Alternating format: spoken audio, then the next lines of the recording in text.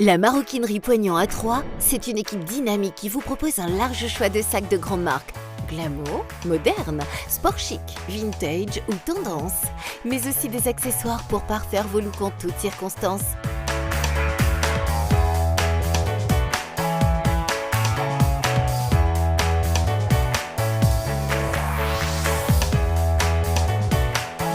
Pour offrir ou se faire plaisir, la Maroquinerie Poignant, c'est la référence mode adaptée à tous les budgets. Maroquinerie Poignant, 13 rue Aristide Briand à Troyes.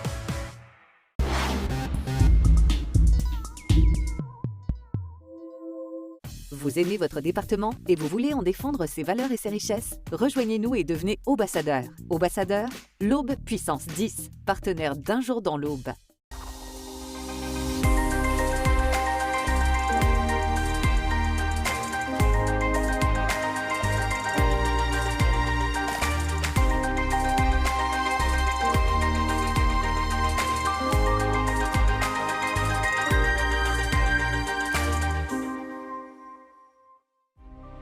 Bienvenue dans cette nouvelle édition d'Un jour dans l'Aube. Le concept, partir à la rencontre de personnalités plus ou moins connues du département. Qui font bouger le territoire à travers leur métier ou leur passion. Découvrez tout de suite le sommaire. On s'intéressera tout d'abord au patrimoine avec Mathieu Batti. Son nom ne vous dit peut-être rien et pourtant c'est grâce à lui que le patrimoine bâti de l'Aube est sauvegardé et restauré.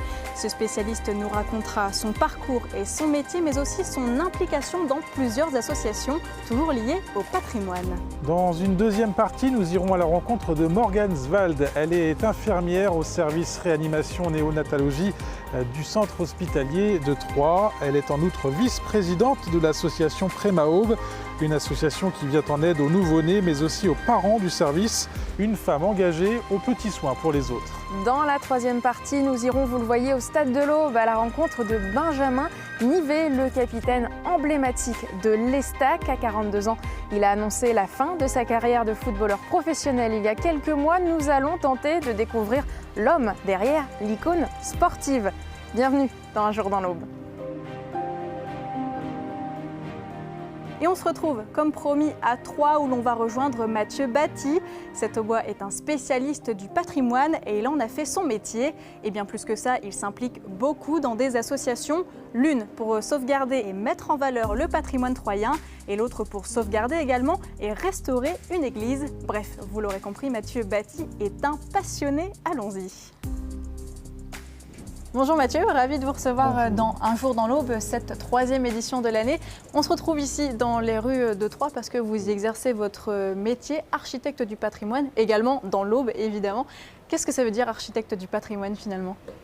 Alors on est d'abord et avant tout architecte et ensuite on a une formation de spécialisation et d'approfondissement qu'on appelle un DSA qui spécialise dans les métiers du patrimoine et notamment dans l'architecture.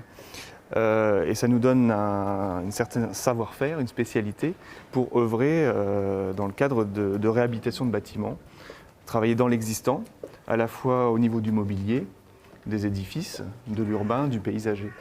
Donc c'est une formation qui dure à peu près 2 ans et qui délivre ce diplôme qui nous permet notamment d'intervenir sur des édifices protégés au titre des monuments historiques. Vous êtes parti donc, comme vous l'avez dit, en école d'architecture de ce fait pendant 6 ans à Nancy, puis 2 ans à Paris pour vous spécialiser en tant qu'architecte du patrimoine. Et vous êtes revenu dans l'Aube après ça. Oui, alors ça. Pourquoi ce choix-là de revenir dans l'Aube?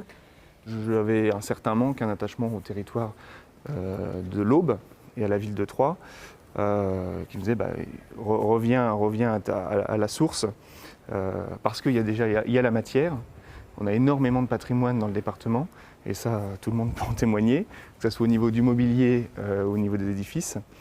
Et je trouvais un peu dommage d'aller s'expatrier ailleurs, le savoir-faire que j'avais pu apprendre à Paris, ne pas le mettre, on va dire, au profit de mon territoire natal. Bien sûr. Donc, vous avez, j'imagine, donc beaucoup de boulot ici à Troyes et dans l'Aube. Et comme si ça ne vous suffisait pas, vous êtes aussi président de la SAT, c'est Sauvegarde et Avenir de Troyes. C'est une association qui existe depuis plusieurs années déjà. Vous êtes président depuis 2012. Exact. Alors, ça veut dire quoi la SAT? Qu'est-ce que vous y faites? Alors, c'est une vieille dame, on peut l'appeler comme ça, puisqu'elle a 60 ans d'existence. Et on essaye de perdurer cette association et son objectif premier qui est la sauvegarde et la promotion du patrimoine troyen. Alors c'est vrai que depuis les années 60, les objectifs ont un petit peu changé parce que vous voyez autour de nous, il y a quand même beaucoup de bâtiments qui ne sont plus non plus en ruine. Donc les objectifs changent, mais on a gardé quelques dispositifs d'origine, et comme la promotion par exemple des restaurations.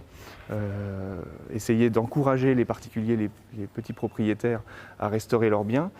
C'est un dispositif qui existait à l'origine et qu'on garde encore par le biais de ces écussons. Oui, notamment, voilà, c'est ça, le jury des écussons. Le jury des écussons. Quand on parle de sauvegarde du patrimoine, on n'imagine pas quelqu'un de 34 ans à la tête justement d'une association comme celle-ci. Est-ce que c'est quelque chose que vous entendez souvent? C'est un discours que vous entendez souvent ou pas? C'est vrai que ça revient assez souvent, parce que je ne sais pas, peut-être qu'on m'imagine plus vieux. Mais dans un sens, finalement, c'est plutôt la première approche des échos que j'en ai. Que ce soit les propriétaires, les administrations, les élus, ils sont finalement assez contents de voir que les jeunes aussi s'intéressent à cette question et de confier des fois des nouveaux projets de patrimoine comme disent, à la jeunesse, ça les intéresse. Voilà. Ce qui est là où j'ai le plus de décalage finalement, c'est comme je suis aussi enseignant à l'école de Chaillot à Paris, là finalement je me retrouve avec en face de moi des étudiants qui ont des fois 50, 60 ans, puisque c'est une formation qu'on peut faire à n'importe quel moment, à partir du moment où on est architecte. Donc là, c'est là où j'ai le plus de décalage. Souvent, je suis bien plus jeune que mes étudiants. Alors Mathieu, quand on est trentenaire, on n'a pas connu le 3 d'avant, et finalement, pourquoi s'y intéresser? Alors c'est vrai que en tant que praticien de la ville, je me rendais compte aussi que la ville évolue, mais même dans les 20 dernières années, on voit que la politique qui a été menée, elle va quand même dans le sens de la restauration du patrimoine, de la promotion de ce patrimoine. Et c'est vrai qu'en faisant quelques lectures historiques, en s'intéressant à toutes ces questions-là, quand on retourne dans les années d'après-guerre, finalement, on voit une vraie évolution de tout ce patrimoine qui a été mis en valeur, qui a émergé dans ces 40, 50 dernières années. Et ça colle exactement, en plus, finalement, avec la naissance de cette association Sauvegarde et Avenir de Troyes. Donc tout est lié, et quand vous avez un attachement au patrimoine un peu particulier, vous avez envie de participer à cette métamorphose. Merci beaucoup. Mathieu, on se retrouve juste après, cette fois-ci à Chamont, sous Barbuise. On vous expliquera pourquoi cette commune dans un instant.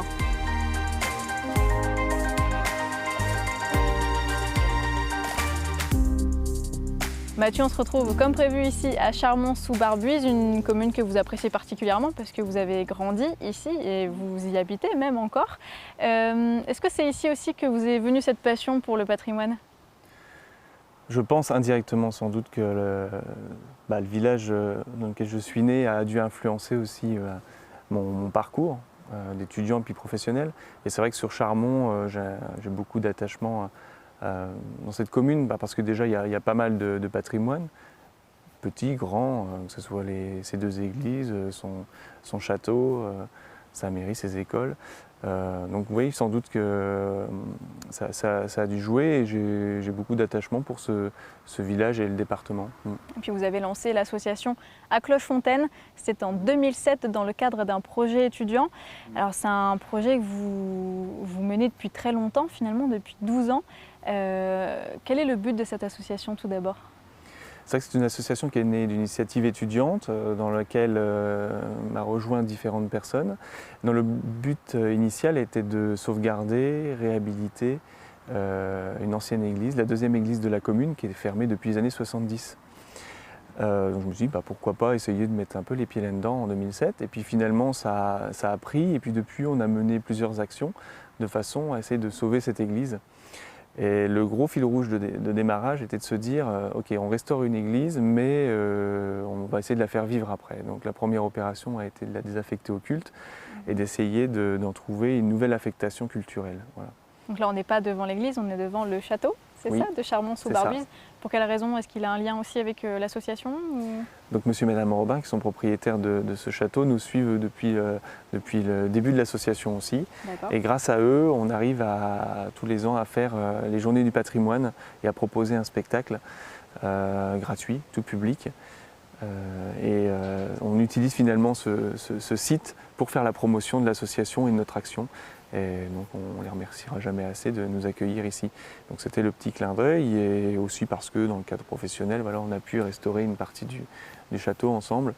Et voilà, tout est un peu lié, l'histoire locale, la profession, l'association et notre patrimoine. Alors quand on parle justement patrimoine, on pense à vous, Mathieu Batty. On a fait appel à vous donc, pour différentes réalisations, qu'elles soient associatives ou professionnelles. Je pense à Un jour une église notamment, je pense aussi, ce ne sont que 2 exemples, mais je pense aussi à la chapelle Sainte-Thuise à Dommartin-le-Coq, Oui, avec le chantier d'insertion. oui. Qu'est-ce que ça vous fait d'être connu et reconnu dans votre travail? Je n'irai peut-être pas jusque-là, mais disons que c'est la spécialité qui fait qu'à un moment, les propriétaires ou les acteurs ont nécessité de faire appel à des gens qualifiés. Et finalement, alors soit par défaut, soit par envie, oui, c'est vrai qu'après, ça nous crée une certaine reconnaissance de ce savoir-faire. Et c'est le but aussi du métier et de cet apprentissage que l'on enseigne aussi à Chaillot. Oui. Mathieu, on termine cette interview dans un tout autre registre, c'est celui de l'équitation. Parce Exact, que voilà, vous êtes cavalier également, notamment au domaine des Crinières d'Orient, Oui. c'est ça, à Radonvilliers. Oui. Finalement, vous faites des spectacles équestres, vous faites des concours équestres, vous êtes impliqué dans des associations, vous êtes très impliqué dans votre métier évidemment d'architecte du patrimoine. Comment vous faites pour gérer tout ça? C'est une question qu'on me pose souvent. Après, sans doute par passion, mais c'est sans doute aussi au détriment de choses que je ne peux pas faire à côté, c'est sûr. Mais bon, c'est aussi un côté, il faut profiter un peu de la vie, découvrir des choses. Et finalement, quand on regarde bien, tout ça a aussi un lien, vous voyez, avec les savoir-faire, la rigueur, le patrimoine. L'équitation, je retrouve aussi dans cette méthode et finalement aussi la transmission des savoirs, une certaine rigueur. Voilà, apprendre au cheval à faire telle ou telle figure, c'est aussi ce que nos ancêtres nous ont transmis, savoir dresser un cheval, l'école d'équitation, la haute école, tout ça c'est aussi dans ce registre. Enfin, à mon sens, c'est un milieu un peu plus sportif, c'est sûr, mais ça fait partie de nos patrimoines, de nos savoir-faire et de notre culture finalement. Donc est-ce que vos journées comptent 24 heures ou un peu plus, Mathieu? Non, oui, c'est toujours, ça dépend des périodes, mais on a Ouais. des journées assez bien remplies, oui. J'ai pas trop le temps de m'ennuyer finalement. En tout Voilà. cas, vous êtes curieux de tout. Merci beaucoup, C'est gentil. Mathieu Batty, d'avoir été avec nous dans Un jour dans l'eau.